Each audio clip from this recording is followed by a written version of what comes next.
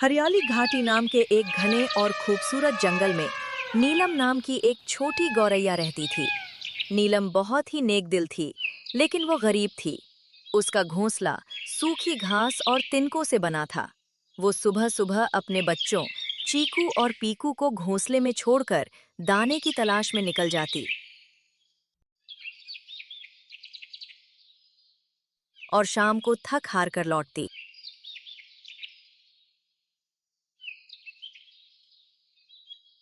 नीलम के पड़ोस में बबली मैना का आलीशान घर था। बबली थोड़ी घमंडी थी। उसने अपने घर के बाहर एक छोटा सा कूल बनाया था। उस चिलचिलाती गर्मी में जंगल के सभी अमीर पक्षी वहां नहाने आते थे।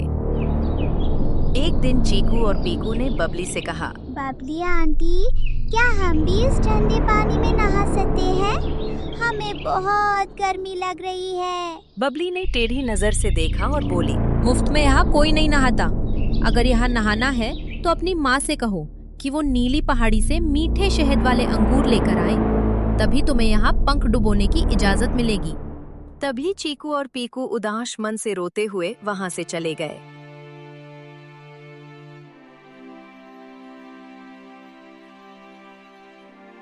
तभी नीलम अपनी चोंच में दाना लेकर लौटी तो उसने देखा कि चीकू और पीकू घोंसले के एक कोने में दुब के रो रहे थे। नीलम ने घबराकर पूछा, क्या हुआ मेरे बच्चों, तुम रो क्यों रहे हो? चीकू सिसकते हुए बोला, माँ, बबली आंटी बहुत बुरी है। उन्होंने हमें अपने पानी के कुंड के पास पटकने तक नहीं दिया। उन्होंने कहा कि हम गरीब हैं और अगर हमें नहाना है तो आपको नीली पहाड़ी से उनके लिए मीठे अंगूर लाने होंगे। माँ, क्या हम कभी उस ठंडे पानी में नहीं खेल पाएंगे?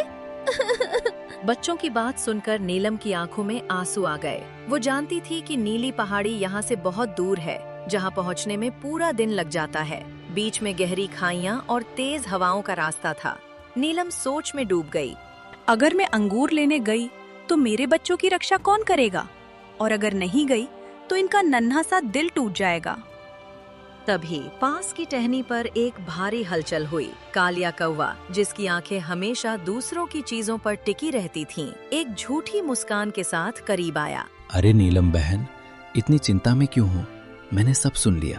कालिया ने अपनी आवाज को शहद जैसा मीठा बनाने की कोशिश करते हुए कहा, पड़ोसी ही तो पड़ोसी के काम आता है। तुम बेझिझक नीली पहाड़ी जाओ। इन नन्हे मुन्नों की जिम्मेदारी आज से मेरी। मैं इनकी रक्षा अपनी जान देकर भी करूंगा। आखिर हम एक ही पेड़ के वासी जो ठहरे।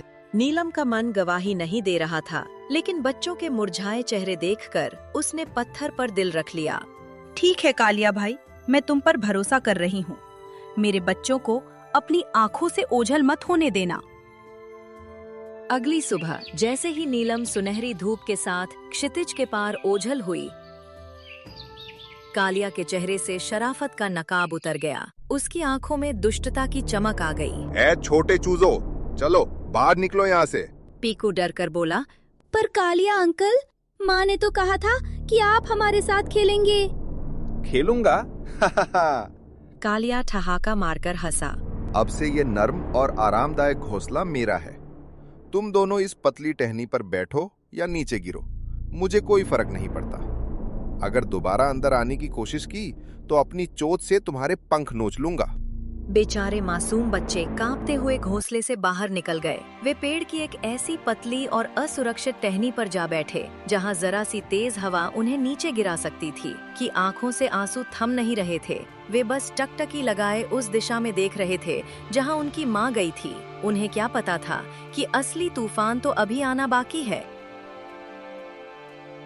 नीली पहाड़ी पर पहुंचते पहुंचते नीलम के पंख थक कर भारी हो चुके थे। उसने बड़ी मेहनत से सबसे मीठे और रसीले अंगूरों का एक गुच्छा अपनी चोंच में दबाया ही था कि अचानक प्रकृति का मिजाज बदल गया। सूरज की रोशनी को काली घटाओं ने निगल लिया और दोपहर में ही आधी रात जैसा अंधेरा छा गया। देखते ही देखते ठंडी और बर्फीली हवाएं चलने लगीं, जो किसी तेज छुरियों की तरह नीलम के कोमल पंखों को चीर रही थीं। नहीं, मुझे रुकना नहीं है, मेरे बच्चे अकेले हैं, नीलम ने खुद से कहा। लेकिन तभी आसमान में बिजली कड़की, कड़क कड़ाक, और पूरे जंगल में उसकी गूंज सुनाई दी। रास्ते में एक पुराने बरगद के नीचे बुद्धिमान उल्लू दादाजी अपनी आंखें मूंदे बैठे थे। उन्होंने नीलम को संघर्ष करते देखा तो चिल्लाकर बोले, नीलम, रुक जाओ। आगे महातूफान का केंद्र है। इन तेज हवाओं में तुम कागज की तरह उड़ जाओगी। अपनी जान मत जोखिम में डालो, यही रुक जाओ। नीलम एक पल के लिए रुकी। उसकी चोंच में अंगूर दबे थे, इसलिए वो बोल नहीं सकी, लेकिन उसकी आंखों में दृढ़ संकल्प था। उसने सिर हिलाकर मना कर दिया और अपनी पूरी ताकत बटोरकर तूफानी बादलों की ओर उड़ चली। जैसे जैसे वो आगे बढ़ी, हवा की रफ्तार बढ़ती गई। बारिश की बूंदें अब पानी नहीं बल्कि छोटे पत्थरों की तरह उसके शरीर पर वार कर रही थी। जंगल में तबाही शुरू हो चुकी थी। तेज हवाओं ने पेड़ों को उखाड़ना शुरू कर दिया था। बबली मैना का पत्थर का घर, जिस पर उसे बहुत नाज था, बारिश के पानी से मिट्टी ढीली होने के कारण दरकने लगा था। वो डर के मारे अपने ही घर के कोने में दुबक गई थी। वहीं कालिया कौआ, जो नीलम के घोंसले में चैन की नींद सो रहा था, स्वार्थी कालिया ने एक पल भी बच्चों के बारे में नहीं सोचा। नन्हे चीकू और पीकू अब उस ऊंची टहनी पर बिल्कुल अकेले थे। बारिश ने उन्हें पूरी तरह भिगो दिया था और वे ठंड से कांप रहे थे। तभी बुद्धिमान उल्लू दादाजी वहां पहुंचे। उन्होंने बोला, डरो मत बच्चों, तुम्हारी माँ आती ही होगी। इधर आओ, अंदर चले जाते हैं। उन्होंने बच्चों को पास के एक विशाल बरगद के पेड़ के गहरे और सुरक्षित खोखले तने के अंदर पहुंचा दिया। बबली मैना का घमंड चकनाचूर हो रहा था। उसके पत्थर के घर के नीचे की जमीन खिसक गई और देखते ही देखते उसका आलीशान घर मलबे के ढेर में बदल गया।